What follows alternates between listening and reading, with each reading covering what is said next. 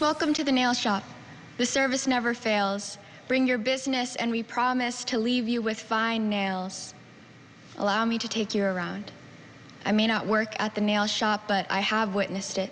Seen how my auntie's fingerprints have become worn away in acetone in exchange for your pristine hands that look like they've never done a day's work, but that's how you like it. Leave the dirty work for the cleaning ladies. They already fling around broken china with their tongues, ought to learn how to pick up after themselves. Con gái này có mùi giống heo.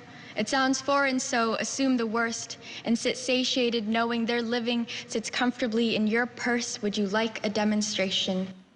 That is Alexandra Huynh reciting one of her poems. Alexandra is a 17-year-old from Sacramento and has been named this year's National Youth Poet Laureate. Wow, that was impactful there. Alexandra uses her poetry as a tool to help combat social justice and marginalized communities, and she will continue her passions further when she attends Stanford University this fall. She joins us this morning. Can we call you Alex? Hi there. Congratulations. Yeah, Alex is great. Thanks for having me. Alex, we have to ask you about your poems. You recited 2 poems in the competition. We heard one. I'd like to have you talk about the other one that combined the state's wildfires and the realities faced by the Vietnamese people. Very personal topics for you. Yeah, absolutely.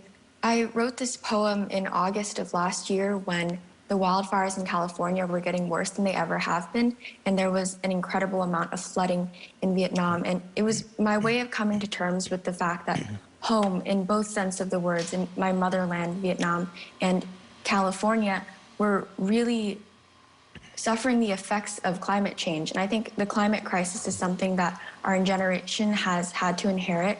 And for me, poetry is a way to humanize this issue that is so often reduced to numbers, to really bring it to the forefront and make people want to care about it. Alex, how long have you been writing poetry? I have been writing poetry since I was 7, but it first started out as songs, and I really loved the way that you could distill complex emotions into something more universal in the form of music. But it wasn't until my junior year when I attended my first poetry slam with Sacramento Area Youth Speaks that I really started getting into the formal poetry scene. Very cool. Alex, tell us a little bit about the impact that Amanda Gorman has had on you as a young poet. Yeah, Amanda Gorman is such an inspiration to me because she's taught me that poetry really has no bounds, and there are so many spaces that poetry is not traditionally presented in where it can stand freely and command everyone's attention. And even more exciting to me is knowing that Amanda Gorman is just one figure in a large movement and legacy of poets that will continue to extend long after us. Well, you are definitely a part of that legacy. You're going to be attending Stanford University, as we mentioned, so an early welcome here to the Bay Area. We're excited to have you. How do you plan to continue your poetry there? Yeah, I'm hoping to take as many classes as possible in language arts, but I also actually want to get an engineering degree of some sort because I think it's really important that in any work you do, you're drawing information from multiple disciplines, and I think that keeping my study area broad will help me make some more innovative changes in my poetry. You really are using both sides of your brain, aren't you? Yeah, thank you.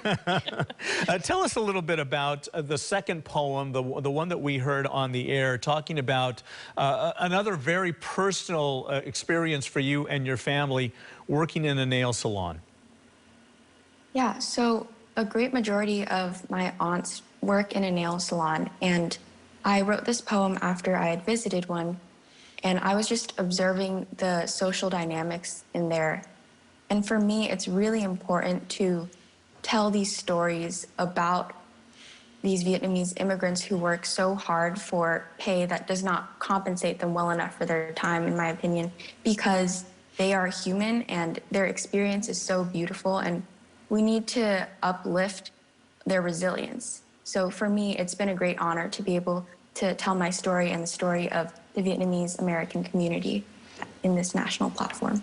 Well, it's a beautiful poem. Just even the portion that we listened to, I feel like any woman who has ever been in a nail shop, you know, feels exactly what you're talking about, that entire environment. You really illustrate it very well, and it's very impressive. I'm looking forward to hearing more from you, and we really appreciate your time chatting with us this morning. Thank you so much, Alex. Thank you, Alex. Thank you. Best of luck to you at Stanford.